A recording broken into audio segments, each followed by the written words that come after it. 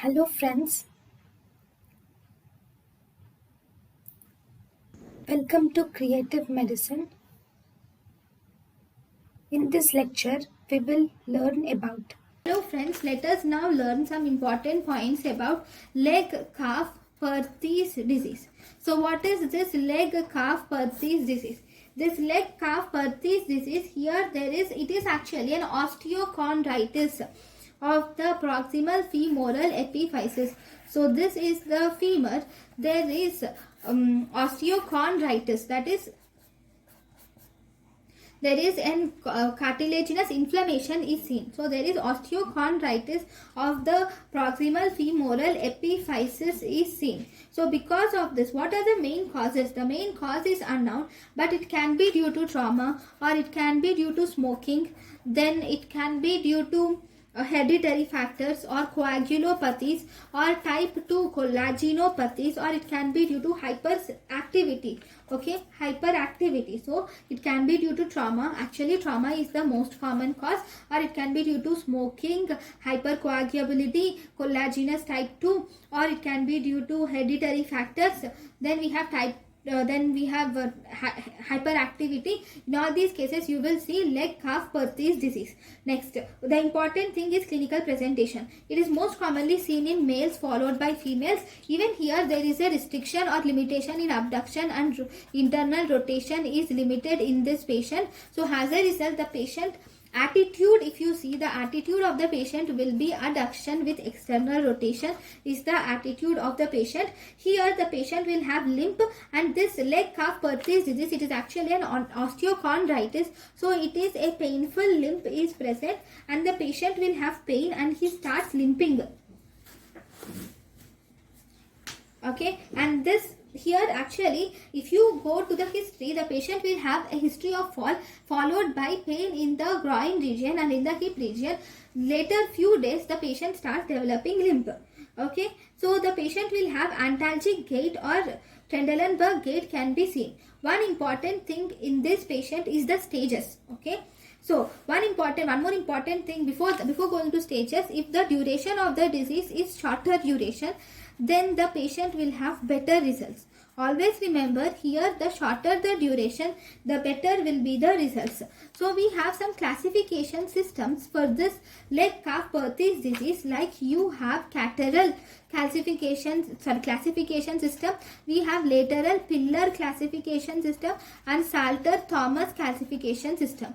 So we have Cateral classification system, lateral pillar classification system, and Salter-Thomas classification system. Among all these, actually lateral pillar classification system is important. According to lateral pillar classification system, we can divide it into 3 grades: A, B and C. A grade, here there is no reduction in height, there is no loss of height, and even the density is normal. Height is normal, density is normal in grade A. In grade B, the height is less than 50%, the height is more than or equal to 50%. Whereas in grade C, the height of the child is less than 50%. If the height of the child is more than 50%, then that is grade B. If the height of the child is less than 50%, that is grade C. Then one more important thing here is the stages. So we have 4 main stages. One, there is increased density stage, then we have fragmentation stage, then we have reossification stage, then finally we have healed stage. Then first, whenever there is increased density stage, the patient will have limp and pain. This limp and pain are actually mild in increased density stage. Here on radiography, you will see presence of increased density of femoral head. Then second, fragmentation stage. In fragmentation stage, pain and limp which are seen, these are actually worsened. Okay, and the head will show fragmentation. Okay, and it flattens. Then we have reossification stage. In reossification stage, the bone starts to reform again, and as a result, the pain and limp which are present in increased density stage and which are worsened in fragmentation stage, these will resolve, and the femoral head will reossify. In fragmentation stage, because the femoral head will become fragmented, so the head will flatten out. What does that mean? That means if this is the head, Okay, first there will be, in the first stage there will be increased density. Okay, then there will be fragmentation of the head, and this head will flatten like this, and later there will be reossification again, so that the head flattening will gradually improve again to its not completely original but a little better position.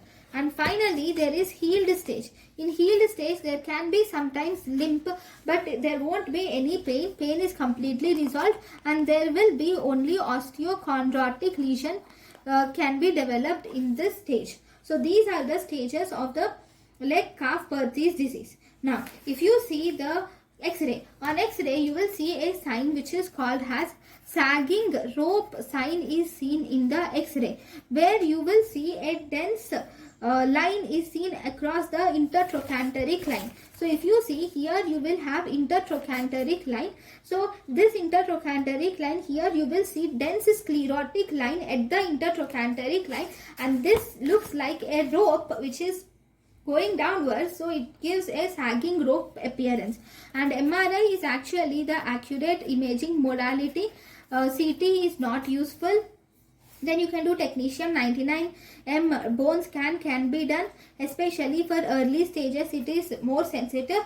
And then you can also do orthography is not commonly used, mainly MRI is used. Yeah, ultrasonography can also be used, especially in early stages, and it is also used for demonstration of the pleural effusion. You can use ultrasonography. Then how are you going to treat it? Treatment is you can put a brace can be done. The orthotic braces are put to the legs. To the legs we do braces which are called as orthotic braces are put to the legs, and you can also do this will help in some amount of rotation of the limb. But even if after orthotic braces, if it is not improved, then you can do osteotomy can be done. You can also do femoral varus derotation osteotomy can be done, or innominate osteotomy, valgus osteotomy, shelf arthroplasty, or Chiari's osteotomy and chelectomy can be done in these patients. Thank you.